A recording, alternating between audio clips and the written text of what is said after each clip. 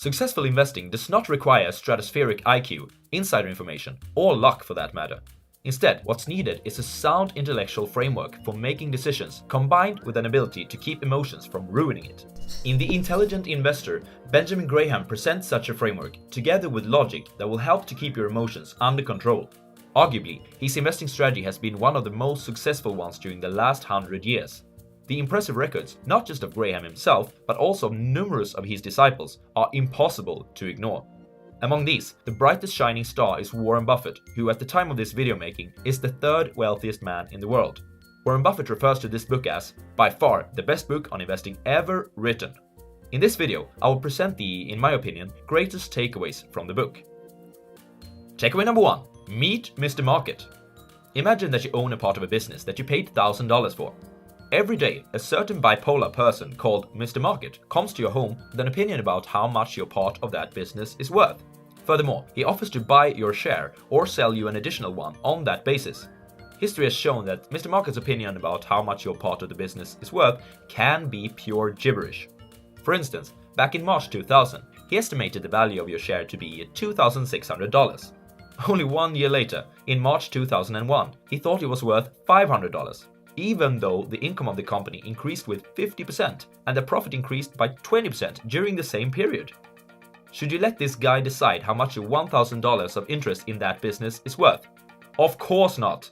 One of Graham's core principles is that a stock is not just a ticker symbol combined with a price tag, it's an ownership interest in a business. And because Mr. Market isn't always rational, the underlying value of the business can differ from the price he is willing to pay for it.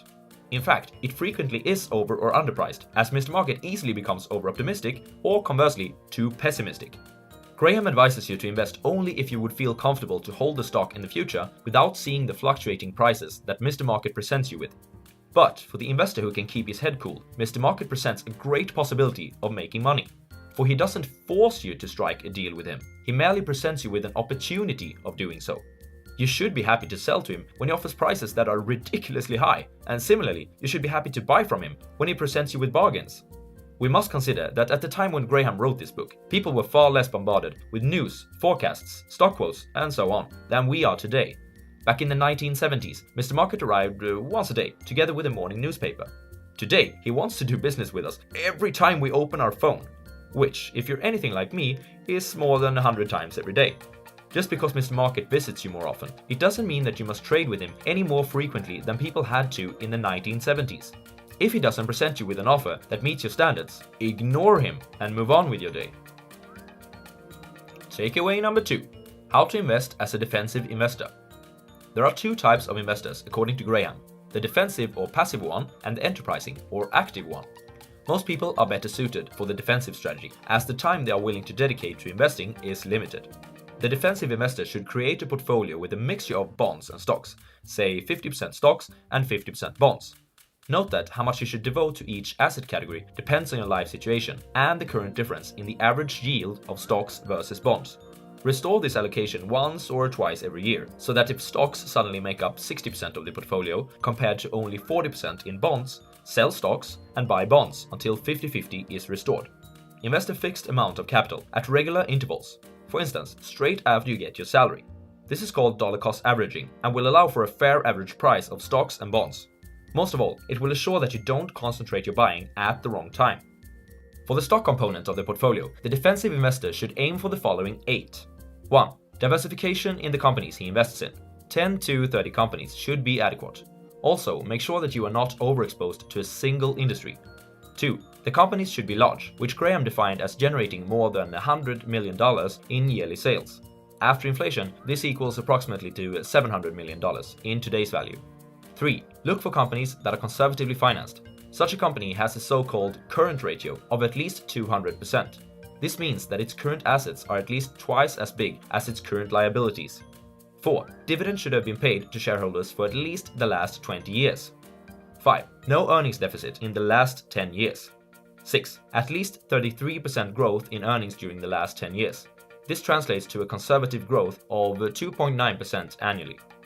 7. Don't overpay for assets. The price of the stock should not be higher than 1.5 times its net asset value. The net asset value can be calculated by subtracting the company's liabilities from its assets. 8. Don't overpay for earnings either. Don't let the PE ratio be higher than 15 when using the last 12-month earnings. An alternative today is to invest in an index fund, which by definition will have returns similar to the average of the market. If you are satisfied with an average reward through your investing, you only need these two first takeaways. However, if you thirst for more, you will also need to consider takeaway number 3, how to invest as an enterprising investor.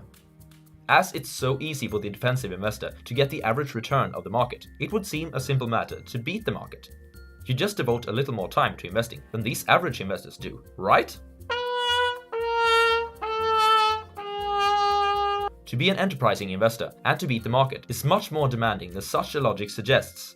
It requires patience, discipline, and eagerness to learn, and a lot of time. Many professionals and private investors alike aren't suited for this. It's easier to fall victim to the price quotations of Mr. Market than one could possibly imagine.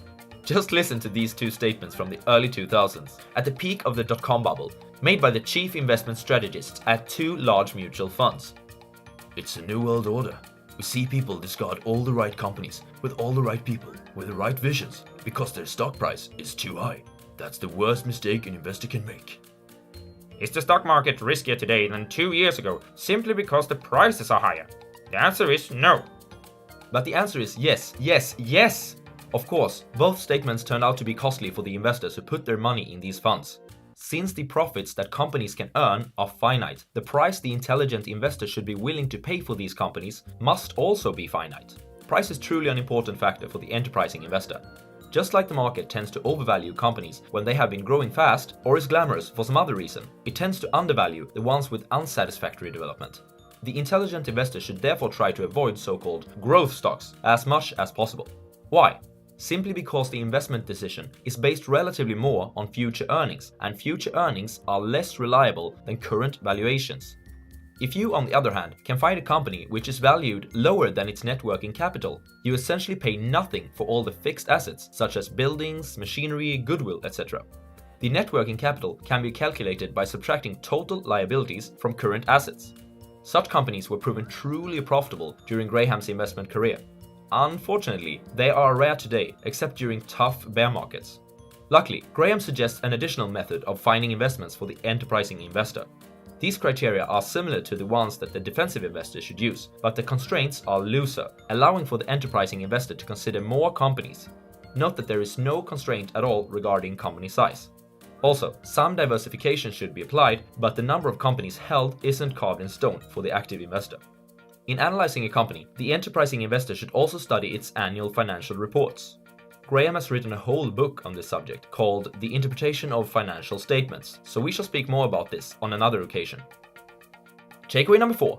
Insist on a margin of safety. There's one risk that no careful consideration can truly eliminate: the risk of being wrong. You can, however, minimize this risk. To do this, you must insist that every investment you make has a margin of safety.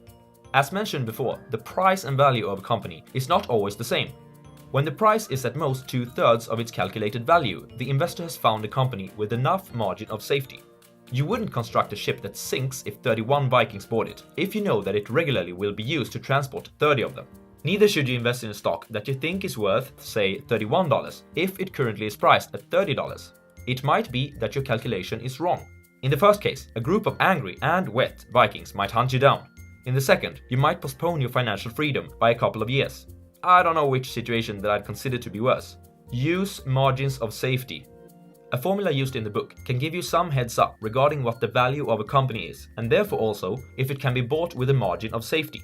Value equals to current normal earnings times 8.5 plus 2 times expected annual growth rate. The growth rate should be equal to the expected yearly growth rate of earnings for the next 7 to 10 years. Here's how much the 3 largest companies of the S&P 500 are worth according to the formula in September 2018. Note that we can use the formula backwards too, to trace how much these companies must grow in the coming 7 to 10 years for today's stock prices to be rational. There's a huge discrepancy here. Amazon is expected to grow at 74% per year according to its stock price, while Apple is expected to grow at a mere 5.8%.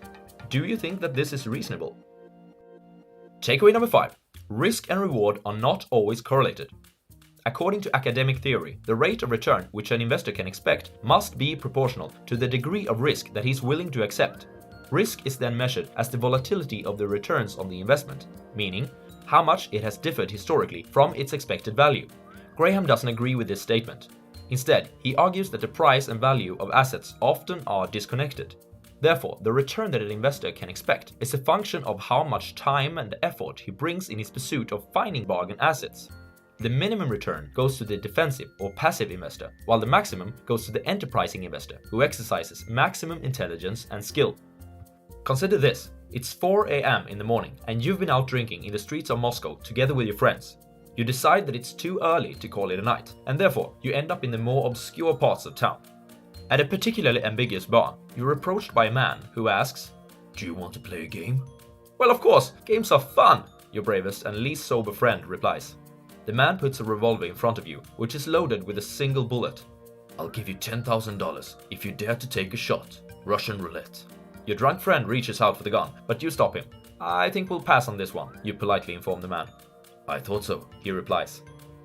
"What about $100,000 for taking 2 shots?" Now, this story represents the academic way of demanding a higher potential reward for taking a higher risk. In the first offer, you were to receive $10,000 at a 16.7% risk of blowing your brains out. In the second offer, the reward is $100,000 because the risk of putting a hole through your head has increased to 33.3%. Seems logical, right? But stock market investing doesn't have to be like that. Remember that price and value are not the same. When you buy a company at 60 cents on the dollar, you have a great potential reward and a low risk. Furthermore, if you can find another company that you can buy at 40 cents on the dollar, you have found an even better potential reward combined with an even lower risk.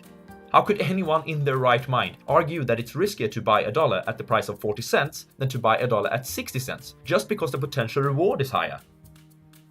Quick recap of the 5 takeaways. Firstly, the market tends to be over-optimistic and too pessimistic from time to time. Don't let this influence what you think the true value of your assets are.